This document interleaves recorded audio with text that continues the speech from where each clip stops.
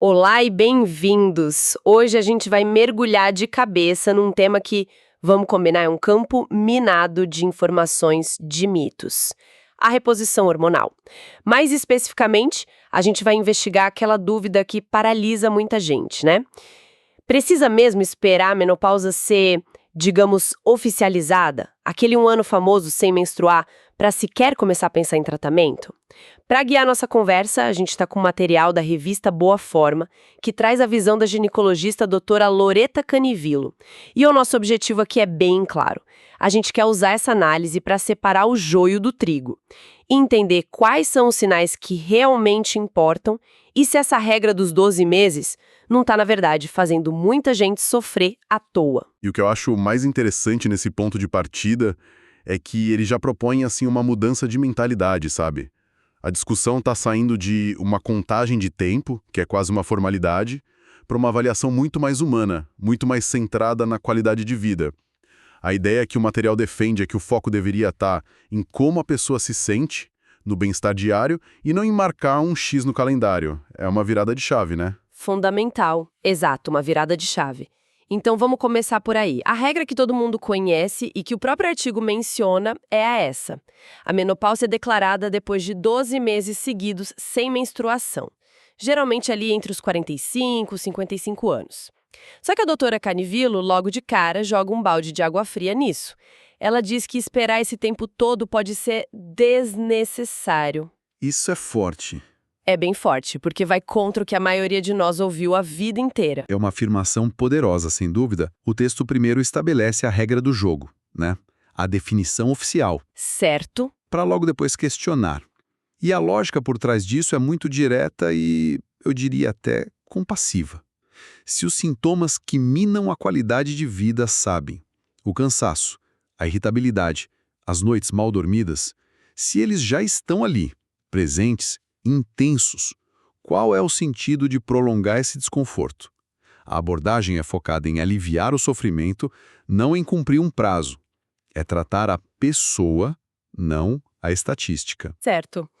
Mas aí entra a minha dúvida, que eu imagino que seja de muita gente. Se a gente tira da equação esse prazo de um ano, o que entra no lugar? Qual que é o novo ponto de partida?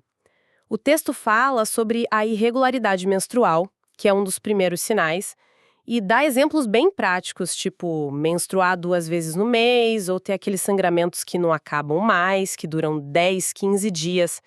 Isso já seria o gatilho? Porque, sinceramente, eu sempre pensei que essa bagunça no ciclo era o sinal mais claro de todos. Pois é. E é aí que vem o pulo do gato. A nuance que a doutora Carnívilo traz e que é crucial. Sim, esses problemas menstruais são um sinal de alerta piscando em neon. Eles indicam que o corpo está entrando nessa fase. A transição está acontecendo. Aham. Contudo, ela é muito clara ao dizer que, e eu cito, não são eles que definem se é possível realizar a reposição hormonal. Ou seja, essa irregularidade é um chamado para ação, para uma conversa com o médico, mas não é por si só o critério que bate o martelo para o tratamento. Ué, peraí. Isso é contraintuitivo. Se a bagunça no ciclo não é o principal, então o que é?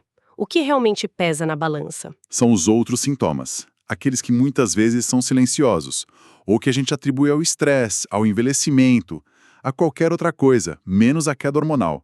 E a lista que o material apresenta é bem reveladora. Sim, eu anotei aqui e é impressionante. Fala dos sintomas vasomotores, que são os fogachos, né? Aqueles calores que sobem do nada, mas vai muito além. Dor de cabeça, ansiedade, depressão, dores nas juntas. Quero até parar aqui. Dores nas juntas. Quanta gente não vai direto para um ortopedista achando que é artrite ou algo do tipo, sem nem imaginar a conexão hormonal? Exatamente. O estrogênio tem um papel importantíssimo na saúde das cartilagens, na modulação da inflamação. Quando ele cai, as dores podem aparecer ou piorar. É um exemplo perfeito de como a gente tende a colocar os sintomas em caixinhas separadas, sabe? Sim. Quando na verdade eles estão todos interligados. E a lista continua com coisas ainda mais surpreendentes. Zumbido no ouvido e vertigem. Eu jamais teria conectado isso a uma questão hormonal. A matéria chega a explicar essa ligação, como isso acontece. Olha, a explicação para essa abrangência toda é fascinante e mostra como o nosso corpo é um sistema integrado. A gente tem receptores de estrogênio espalhados por toda parte, no cérebro, nos ossos, na pele, no sistema cardiovascular. E sim, até em estruturas do ouvido interno que regulam o equilíbrio e a audição. Nossa! Então, quando o nível desse hormônio despenca, não é só o sistema reprodutivo que sente. É um evento que mexe com o corpo inteiro, da cabeça aos pés. Por isso que sintomas que parecem, tipo, aleatórios, como zumbido, insônia, ou até perda de memória, podem ter a mesmíssima raiz. Uau! Isso muda completamente a perspectiva. Não é sobre ginecologia, é sobre saúde integral, então. E o que a análise deixa bem claro é que a terapia não é para todo mundo de forma preventiva. Ela é indicada para quem apresenta algum desses sintomas, para quem tem queixas reais. O objetivo é controlar os sintomas e devolver o bem-estar. Precisamente. A terapia hormonal não é uma pílula da juventude para ser tomada por quem não sente nada. Segundo a visão que é apresentada ali, ela é uma ferramenta terapêutica para gerenciar um conjunto de sintomas que estão, de fato, prejudicando a vida da pessoa. A ideia não é tratar um número no calendário ou um resultado de exame isolado, mas sim um quadro clínico que impacta o dia a dia, o trabalho, as relações. Entendi. Então, se os sintomas são a chave e a pessoa está sofrendo com insônia, ansiedade, dores pelo corpo, eu me pergunto como é esse tratamento na prática. O que a matéria da Boa Forma nos conta sobre como funciona essa reposição? O artigo descreve o objetivo de uma forma bem clara. A terapia busca restabelecer um equilíbrio, sabe? Manter os níveis hormonais numa faixa que seja adequada para aliviar os sintomas daquela pessoa específica. E é importante frisar isso. Não se trata de voltar a ter os níveis hormonais de uma adolescente, mas sim de encontrar a dose mínima eficaz que traga conforto e segurança. E quais são os hormônios que entram nessa jogada? A gente sempre ouve falar de estrogênio e progesterona. Sim, eles são os protagonistas. Pensa no estrogênio como o grande maestro do bem-estar feminino. Ele regula a temperatura corporal, o humor, a saúde da pele, dos ossos, do cérebro. Certo. Quando ele cai, o termostato interno fica tipo maluco, daí os fogachos, o humor oscila e o sono vai embora.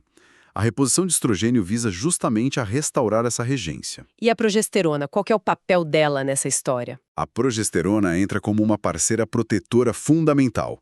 Para quem ainda tem útero, a reposição só com estrogênio poderia fazer um endométrio. Que é a camada interna do útero, né? Exato, a camada que reveste o útero por dentro. Ela poderia crescer de forma descontrolada, aumentando o risco de problemas. A progesterona equilibra essa ação, garantindo a segurança do tratamento. É um trabalho em equipe, essencial. Faz todo sentido.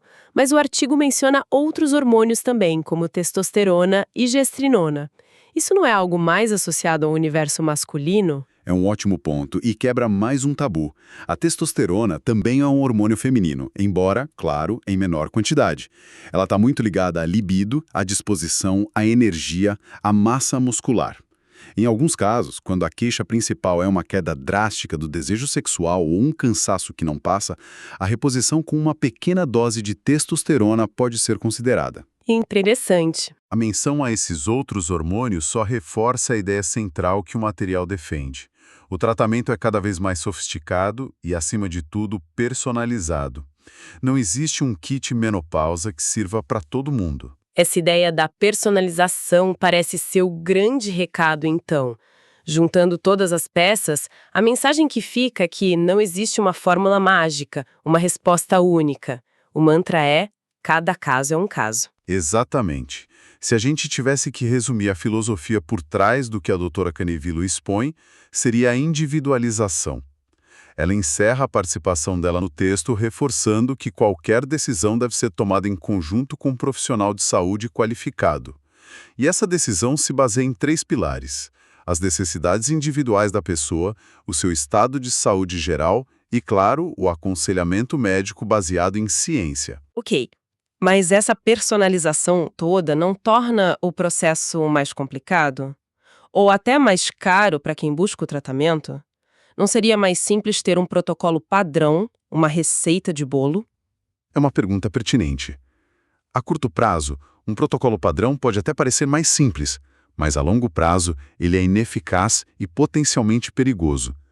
Pessoas diferentes têm histórias de saúde diferentes, riscos diferentes e, principalmente, sintomas diferentes. Uhum. Uma mulher cuja principal queixa é a secura vaginal precisa de um tratamento diferente daquela que sofre com insônia e depressão. Tentar encaixar todo mundo na mesma caixa não só pode falhar em aliviar os sintomas, como pode expor a pessoa a riscos desnecessários. A personalização não é um luxo, é uma necessidade para um tratamento eficaz e seguro. É a base da boa medicina. Individualizado. Tanto por parte dos médicos quanto das próprias pessoas, né? Que precisam se conhecer e relatar o que sentem. Sem dúvida, é um convite ao diálogo.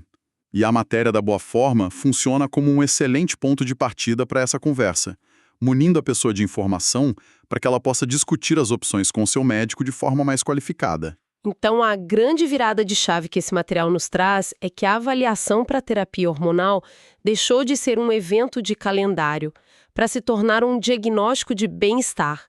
O que importa não é há quanto tempo o ciclo parou, mas o quanto a qualidade da sua vida está sendo afetada agora. Perfeito. Esse é o ponto 1. E o segundo ponto crucial é que os sinais de alerta vão muito além da menstruação. A gente precisa aprender a conectar os pontos entre sintomas que parecem não ter relação nenhuma. Com a dor na junta, a ansiedade. Exato. Dor na junta, ansiedade, zumbido no ouvido. E entender que eles podem ser o seu corpo pedindo ajuda por causa da queda hormonal. E por fim, a lição mais importante de todas: não tem atalho. O tratamento é uma construção a 4 mãos entre paciente e médico. É um processo altamente individualizado que leva em conta a sua história, os seus sintomas, os seus objetivos. A mensagem final é de empoderamento através da informação e principalmente do diálogo honesto com o profissional. Exato. E refletindo sobre a estrutura do que foi apresentado, o foco é muito claro no quando e no porquê iniciar o tratamento. Tudo com base nos sintomas que já apareceram e estão causando problemas. Isso me leva a uma reflexão final, sabe? Uma pergunta para expandir o pensamento. Manda. Se a gente começar a entender e a divulgar que sintomas como ansiedade, dores articulares ou insônia podem ser sinais muito precoces dessa transição, antes mesmo de o ciclo menstrual ficar caótico, como isso poderia mudar o diálogo que as pessoas têm com seus médicos? Será que a gente não poderia agir de forma mais proativa, cuidando desses sintomas e melhorando a qualidade de vida antes mesmo que a palavra menopausa precise entrar oficialmente na conversa? Fica a reflexão.